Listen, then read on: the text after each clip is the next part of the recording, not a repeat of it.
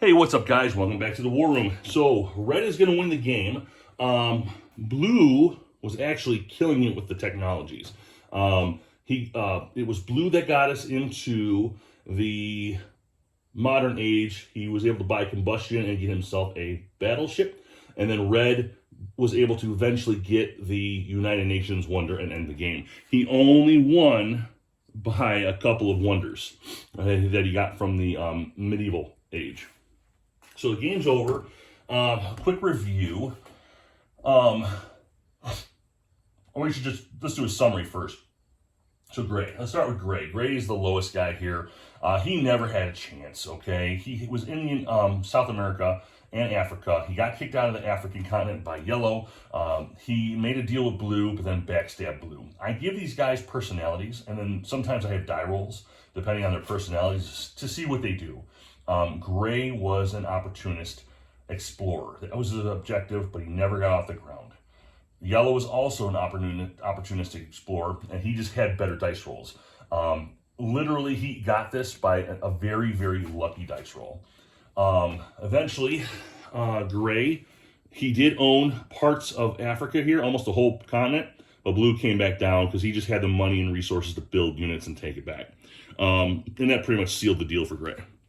Yellow, by taking over South America, that gave him the best chance possible. He was able to build up some units. He actually was doing good monetarily. He had good wealth, and he was able to push north into California and Mexico, where they have some diamonds, they've got some spices, and that was actually sustaining him for a long time.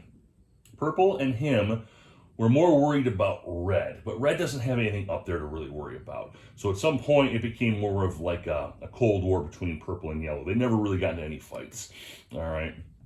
Purple was once over here in Asia, did a lot of stuff here, had a lot of holdings, and then he got kicked out. Green was actually a deceitful personality and screwed him over, and he ended up in Americas here, and he kind of floundered for the rest of the game. He built himself a nice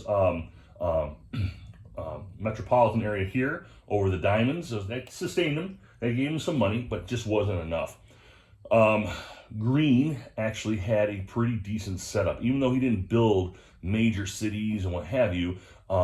He had a decent money flow coming in.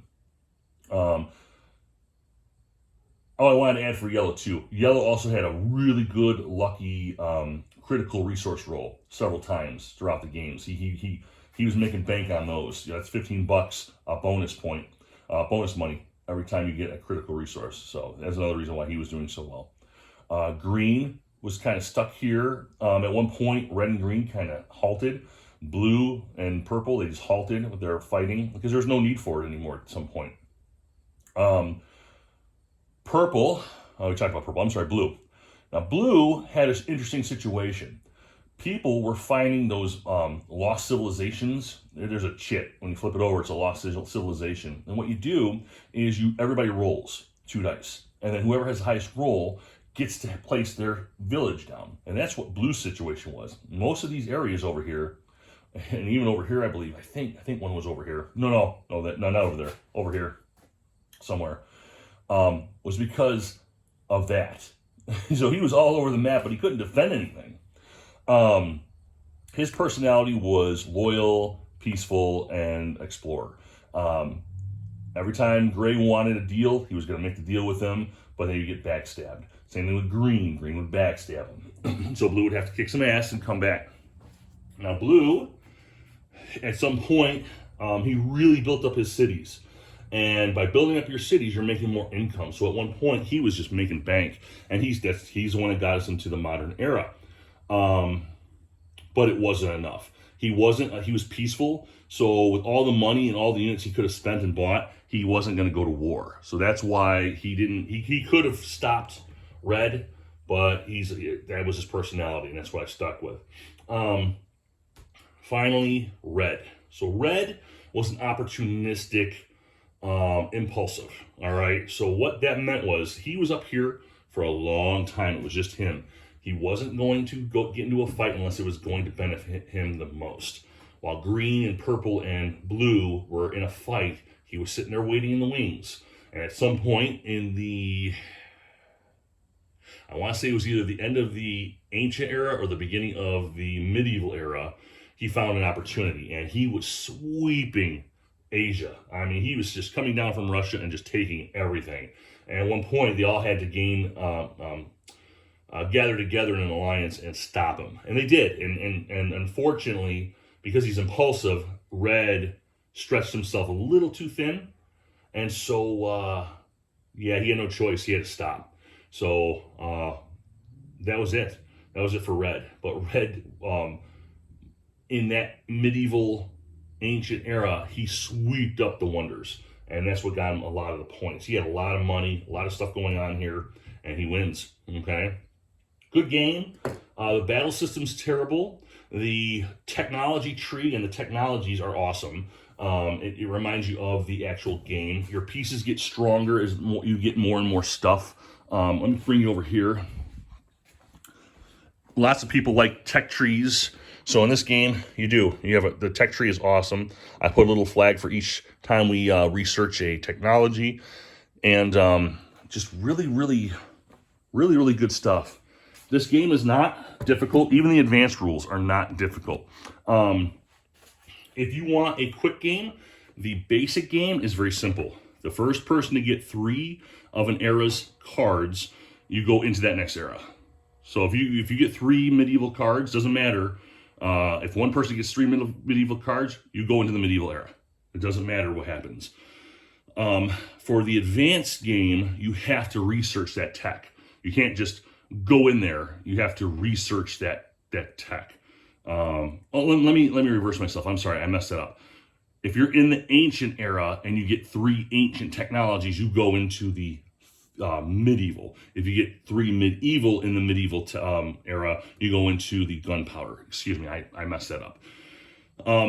But for the advanced game, which I played, you have to actually research the technology into the next era, and then you go into the next era.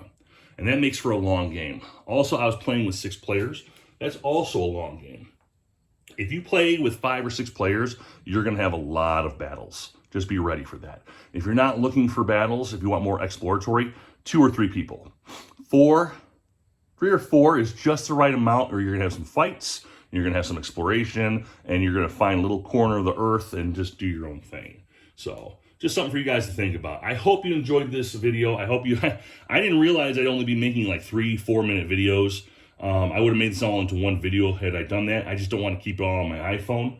I hope that you guys enjoyed the video and you learned something about this game. I hope that you enjoy the game. I love this game. Me and my son, we play it. He helped me with this game to produce the video for you because it's that randomness of life, right? So, for example, we were talking about gray and yellow. They didn't have a lot of stuff, right? There was a lot of emptiness, and you even got some junk here where you can't build anything. That's like life, you know. There's a lot of randomness in this game. The battle system is very random. You pick a unit and then you show your unit and you fight those units. It's really stupid, really light. But that's not what the game's about. The game is about exploration and advancing your civilization. You have to build technologies to win. That's the name of this game. It looks like a Risk game. It feels like an Axis and Allies game, but it's not. It is a tech tree game. This game is more close to Beyond the Sun than it is to a Risk game, right? And it's all about the tech tree. You have to get up that tech tree. You have to advance yourself, and then eventually you'll get one of 3 wonders. If you haven't wiped off the earth and pulled a Napoleon, then you're going to have one of 3 wonders. It's going to be the Apollo program. It's going to be the United Nations, which is what Red got, the United Nations. And then there's one more, I can't remember. And then you can end the game immediately. And that's it. You know, it just, you have to keep pushing your civilization forward more and more and more. And I hope this game inspires some thoughts. I hope it interests you. And if you could find this online for cheap, I'd say get it. There's a lot of pieces. There's tons of pieces. So you'll have to go through them, make sure you got them in the right bags. You know, you don't want your medieval mixed up with your ancient. It's a bitch to separate and keep it organized. But other than that, this game, again, this is in my armory. It's not going anywhere. It's a very good game. So I'll talk to you guys later. Have a good one.